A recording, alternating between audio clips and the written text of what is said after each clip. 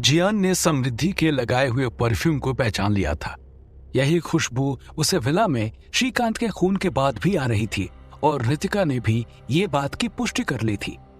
अब दोनों को यकीन था कि खून समृद्धि ने किया है, पर यह बात उसके मुंह से कैसे बुलवाए। रितिका और जियान दोनों इंटेरोगेशन रूम के बाहर खड़े थे। दोनों अलग अलग दिशा में मुंह किए कुछ सोच रहे थे। तभी रितिका गंभीर आवाज में कहती है, जियान, अंदर तो तुमने इत्तर वाला मुद्दा ऐसे छेड़ा कि मुझे लगा अब तो समृद्धि गई काम से। अब ये कह रहे हो कि वो अपना गुनाह कबूल नहीं करेगी, और सच कहूं तो हो भी नहीं सकता, क्योंकि इत्तर की खुशबू सुराग हो सकती है, सबूत नहीं। उसे कोर्ट में पेश किया नहीं जा सकता।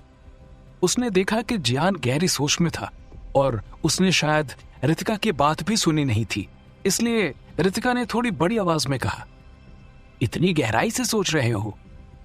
जियान की गहरी सोच टूटती है और वो रितिका को देखते हुए कहता है, मैम, सोचने को तो बहुत कुछ है, पर हम जो सोचते हैं वैसा होता कहाँ है। जैसे मैंने सोचा मैं जल्दी यहां से आजाद हो जाऊंगा, पर हुआ नहीं ना। तभी उसे कुछ याद आता है और अपने आप को स्वस्थ करते हुए कहता है, मैम, आप अंदर जाओ, वरना समृद्धि सोचेगी कि हम उसे फंसाने की कोई नई साजिश रच रहे हैं। उसे इत्तर की बातों में थोड़ा उलझाए रखिए। रितिका कहती है, और तुम? जियान कहता है, मैम, मैं इंसान हूं और स्वस्थ भी हूं और हर सुबह पेट साफ करने जाना पड़ता है। इस वक्त भी जाना पड़ेगा। इतना कहकर जियान वॉशरूम की ओर भागा और रितिका इंटेरोगेशन रूम की ओर आगे बढ़ गई। समृद्धि अपनी कुर्सी से खड़े होकर टेबल के इर्द गिर्द चक्कर काटते हुए दोनों के आने का इंतजार कर रही थी। तभी रितिका कमरे के अंदर आती है। उसे देखकर समृद्धि भड़कते हुए कहती है, ये कैसा तरीका है? मुझे यहाँ अकेली छोड़कर आप दोनों चाय कॉफी पीने बाहर चले गए, और अगर गए तो कम से कम मुझे भी पूछ लिया होता। मैं सिर्फ शकमंद हूँ, गुनहगार नहीं। मुझे चाय कॉफी ऑफर करना आपका फर्ज है। खैर छोड़िए, अगर मेरी पूछताछ पूरी हो गई हो तो मैं यहाँ से जा सकती हूँ। रितिका को जियान के लौटने तक समृद्धि को बिठाए रखना था, इसलिए कठोरता से कहती है, नहीं, अभी तो तहकीकात शुरू हुई है, आपसे बहुत कुछ पूछना बाकी है। समृद्धि चिल्लाते हुए कहती है, सब कुछ तो पूछ लिया, अब क्या पूछना बाकी है? रितिका मन में तो जानती थी कि अब पूछने को कुछ बाकी नहीं है। तभी समृद्धि फिर से चिल्लाते हुए कहती है, ये कौन सा तरीका है मुझे यहाँ जबरदस्ती बिठा के रखने का? मैं जा रही हूँ। रितिका अपने अफसर वाले रुआब में कहती है, एक बार कहा ना कि बैठ जाओ, समझ नहीं आता क्या तुम्हें? बैठो चुपचाप। समृद्धि डर के मारे फौरन बैठते हुए कहती है, एक ब्लैक कॉफी मिल सकती है विद हनी ड्रॉप्स? ये कोई कैफेटेरिया नहीं है। यहाँ या काली कॉफी मिलेगी या दूध वाली, बोलो कौन सी चाहिए? समृद्धि चिढ़ते हुए कहती है, रहने दीजिए, मुजरिमों वाली कॉफी नहीं पीनी मुझे। तभी जियान हाथ में कुछ फाइल्स लिए कमरे में आया। रितिका उसे देख रही थी कि वो बहुत खुश दिख रहा था, मानो कोई गोल्ड मेडल जीत के आया हो। जियान ने सारी फाइल्स टेबल पर रखी और एक के बाद एक उसे देखते हुए टेबल पर सजा दी, और फिर एक फाइल खोलकर उसमें कुछ देखते हुए वो समृद्धि से पूछता है, sorry miss Samriddhi, call of nature, क्या करें? हाँ, तो बात आपके इत्तर पर रुक गई थी, उसे थोड़ी देर रोके रखते हैं। तब तक आप ये बताइए मिस समृद्धि, क्या आपने अपने ट्रैकिंग डिवाइस का इस्तेमाल सिर्फ श्रीकांत के लिए किया था या किसी और के लिए भी? समृद्धि चौंकते हुए पूछती है, मतलब मैं कुछ समझी नहीं। जियान कहता है, मतलब ये कि आप मिस भावना पर भी नजर रखती थी। ये सुनकर समृद्धि चौंक जाती है और हकलाते हुए कहती है, नहीं, मैं क्यों उस पर नजर रखूंगी? जब खोट मेरे पति में ही थी तो उस पर नजर क्यों रखूंगी? जियान फाइल से एक पेपर निकालकर उसे देखते हुए कहता है, तो फिर चेस मॉडलिंग कंपनी के बिल्डिंग की गेस्ट लिस्ट में 5 बार आपका नाम क्यों है? ये सुनकर रितिका और समृद्धि दोनों चकित हो गए। वो ज्यादा हकलाते हुए कहती है, मेरा नाम क्यों होगा? और चेस मॉडलिंग कंपनी कहाँ है ये भी मुझे पता नहीं, तो फिर मैं वहां जा ही कैसे सकती हूँ? ये तुम लोगों की कोई चाल है मुझे फंसाने की। जियान कहता है, मिस समृद्धि, चाल तो आप चल रही हो, वजीर वाली, कभी सीधी, कभी टेढ़ी, कभी उल्टी, लेकिन हम तो प्यादे हैं और प्यादे हमेशा सीधा ही चलते हैं। अगर आप कहो तो वहां के सिक्योरिटी सीसीटीवी कैमरा में आपकी वीडियो भी है, उसे दिखा सकता हूँ। ये सुनकर समृद्धि हक्का बक्का हो जाती है और लड़खड़ाती आवाज में कहती है, एक गिलास पानी मिलेगा? जियान पानी का ग्लास लेने जाता है। रितिका उसे जाते हुए देख गुस्से में बड़बड़ कर रही थी। बाहर तो मुंह लटकाकर कह रहा था कि उसे पता नहीं समृद्धि से कैसे कबूल करवाएगा, और यहाँ एक के बाद एक नए पत्ते खोल रहा है और समृद्धि को मात दिए जा रहा है। रितिका के मन में कई सवाल खड़े होने लगे। ये बात मेरे ध्यान से कैसे निकल गई? हाँ, मैंने चेस मॉडल कंपनी की गेस्ट लिस्ट चेक की थी, पर इसने तो 2 कदम आगे सोचकर पूरी बिल्डिंग की गेस्ट लिस्ट चेक की। पर पूरी बिल्डिंग की गेस्ट लिस्ट तो हमने कभी मंगाई ही नहीं थी। तो जियान के पास ये लिस्ट कहां से आई? और वो उस फाइल को टटोलने लगी जिसमें सिर्फ चेस मॉडल कंपनी की लिस्ट के अलावा कुछ भी नहीं था। वो हैरानी से सोचने लगी, क्या जियान ने फिर से हवा में तीर चलाया? अगर नहीं तो उसे कैसे पता चला समृद्धि के बारे में?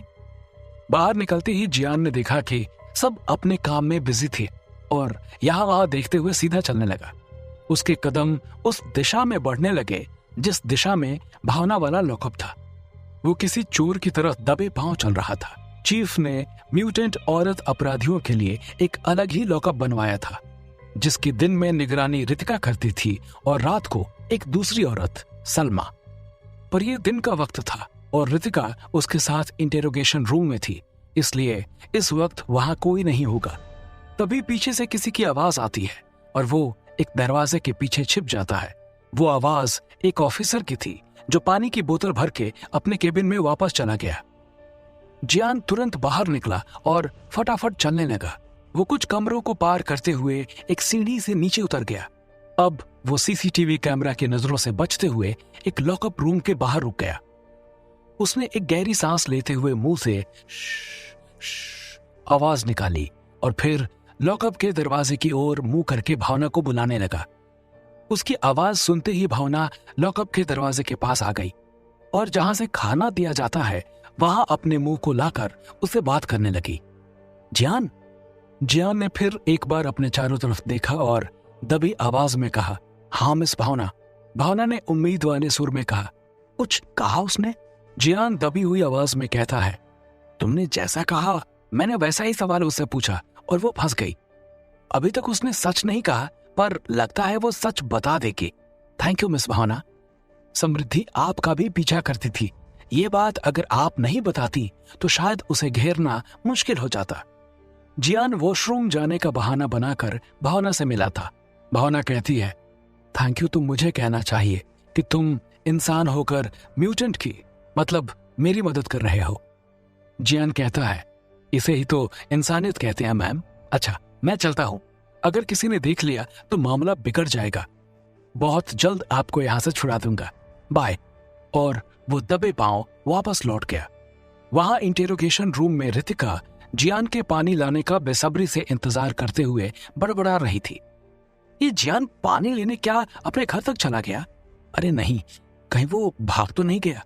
और वो बिजली की तरह कमरे के दरवाजे के पास आती है, पर तभी जियान एक हाथ में पानी के गिलास से भरी ट्रे लेकर कमरे का दरवाजा खोलता है और उसे देखकर रितिका की जान में जान आती है।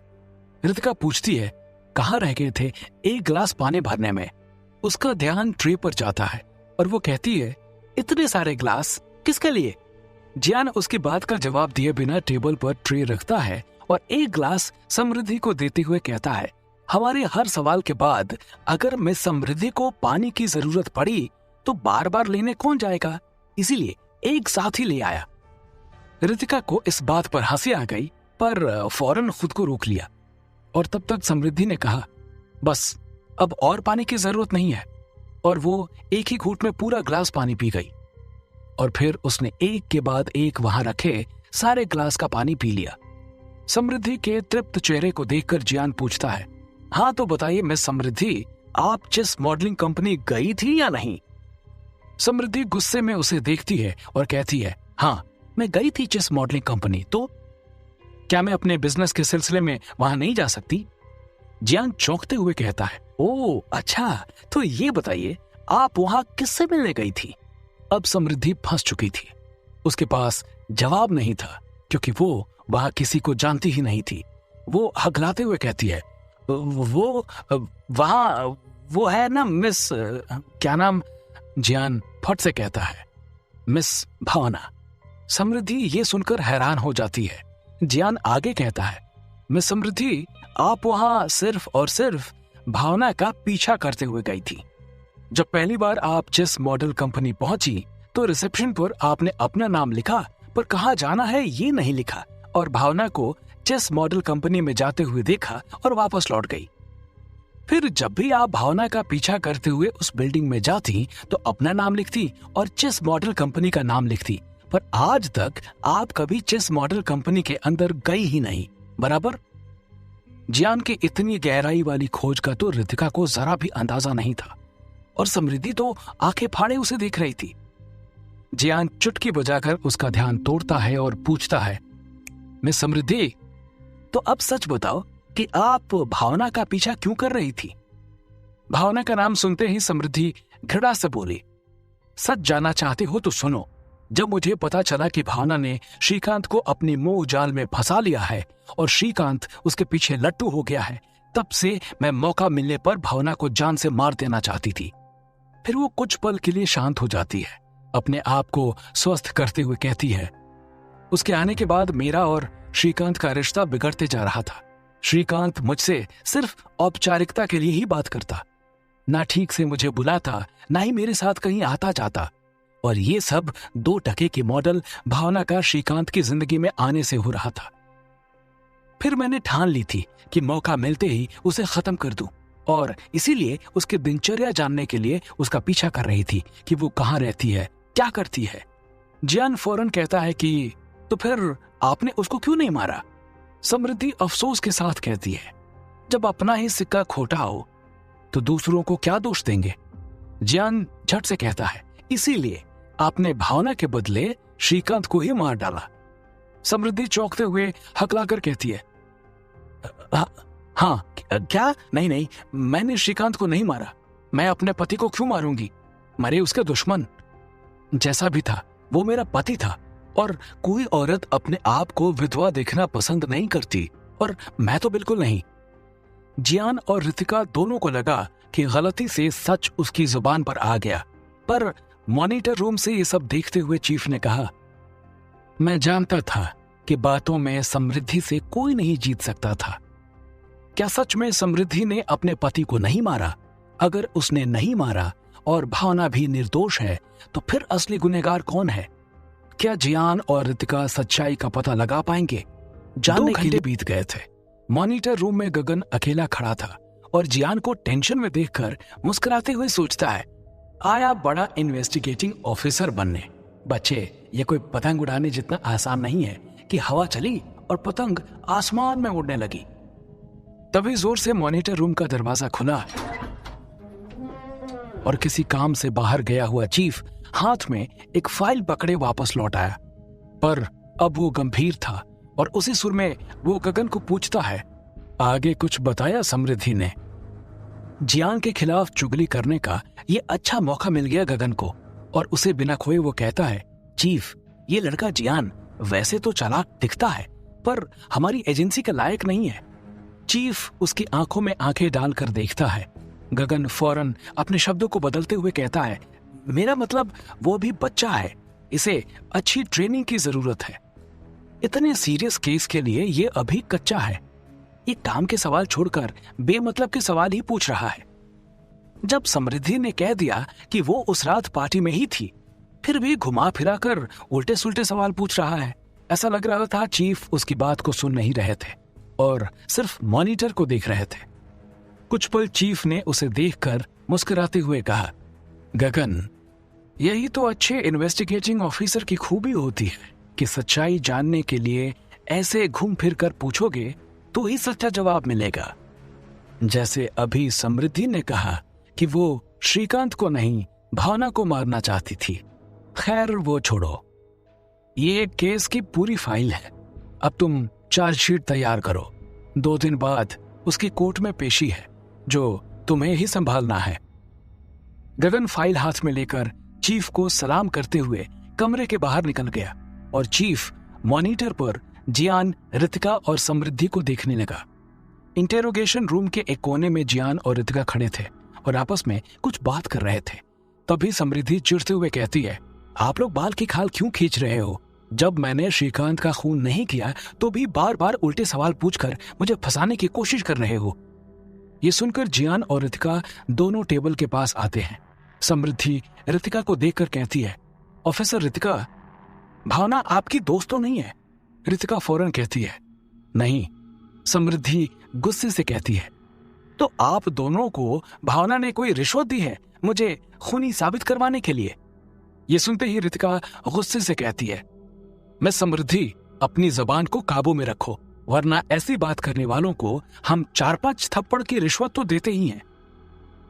जियान रितिका को शांत करते हुए कहता है, मैम, आप क्यों उसके गालों को हाथ लगाकर अपने हाथ गंदा करना चाहती हो? रिलैक्स।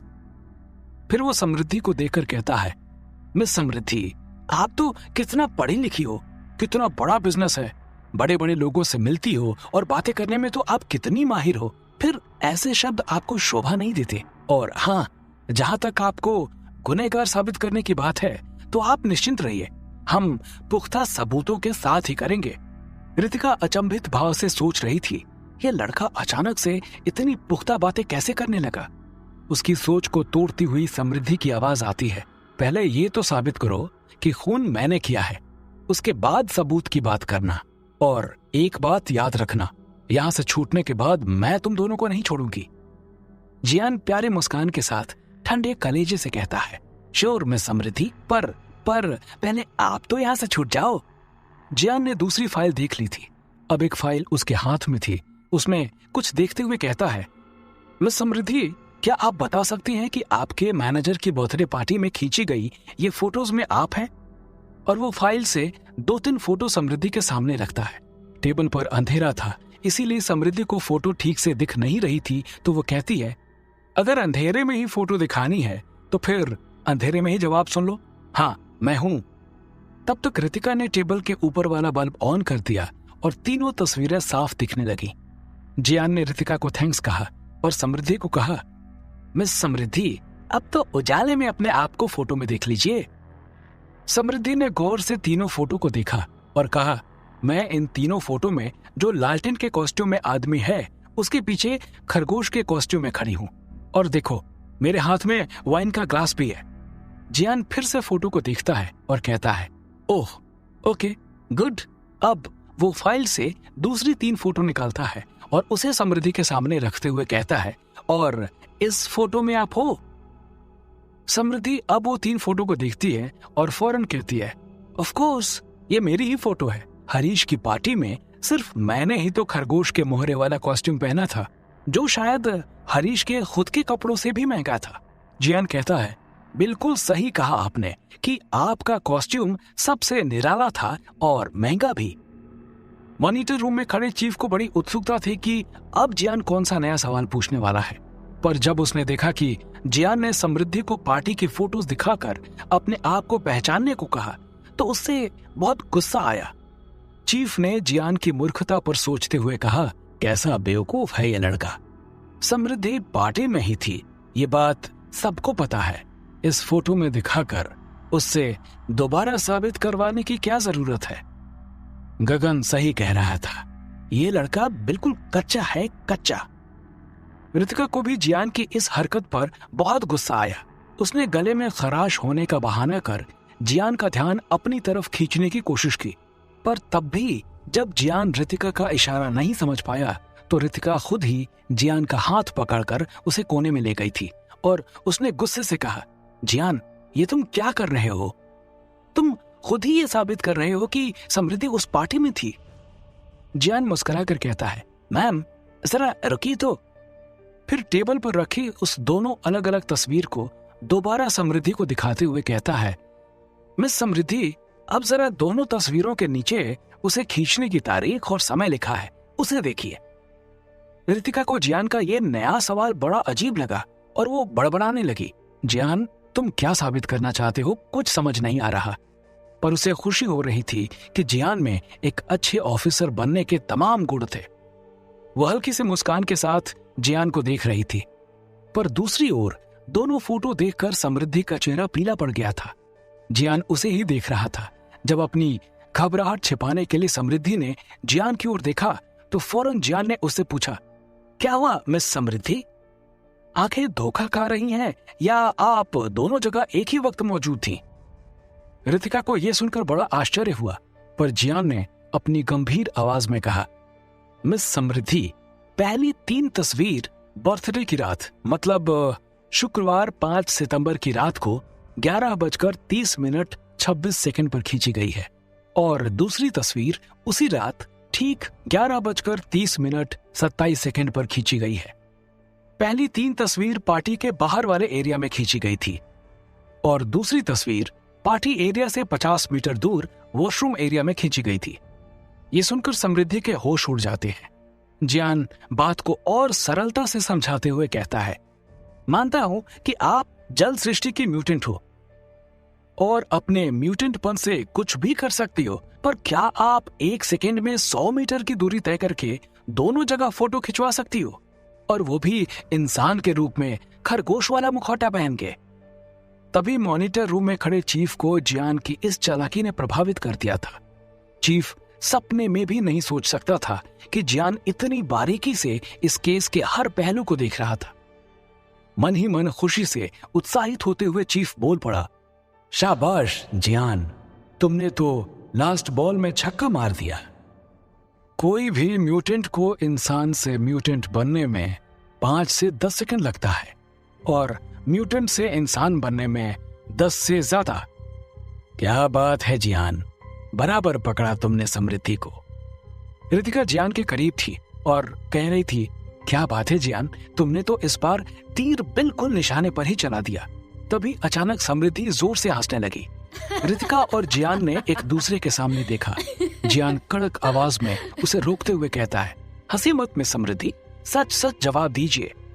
समृद्धि हंसे जा रही थी। रितिका और जियान हैरान थे कि वो हंस क्यों रही थी।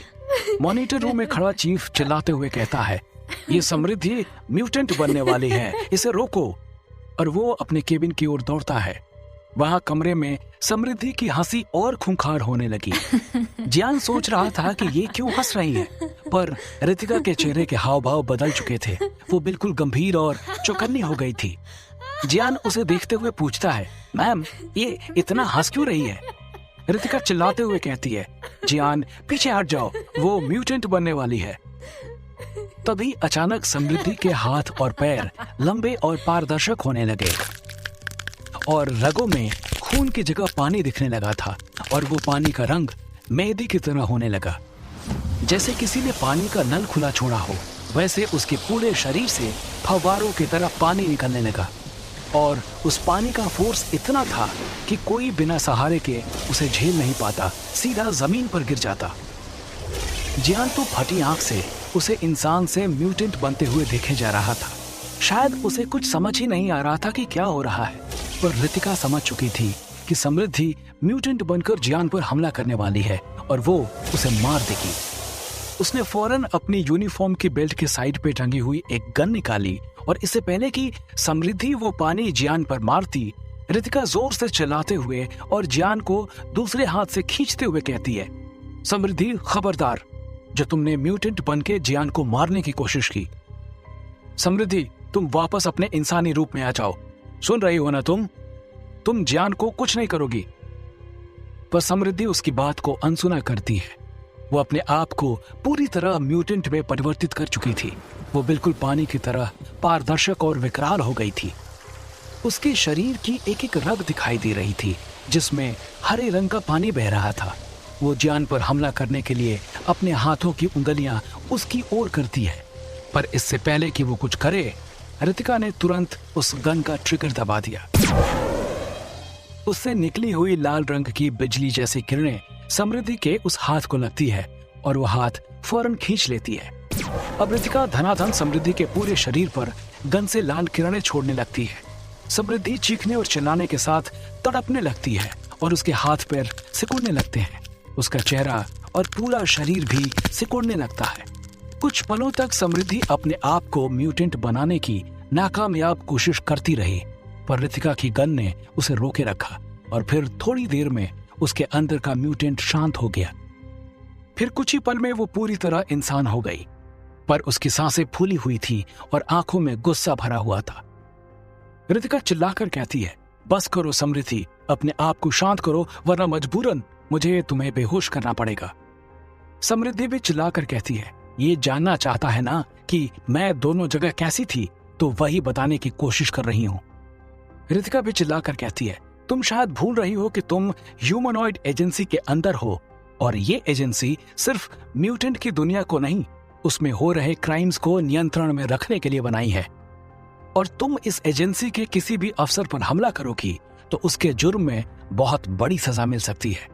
आई am warning you miss Samriddhi, अगर दोबारा ये हरकत की तो हमेशा के लिए यहीं लॉकअप में बंद हो जाओगी।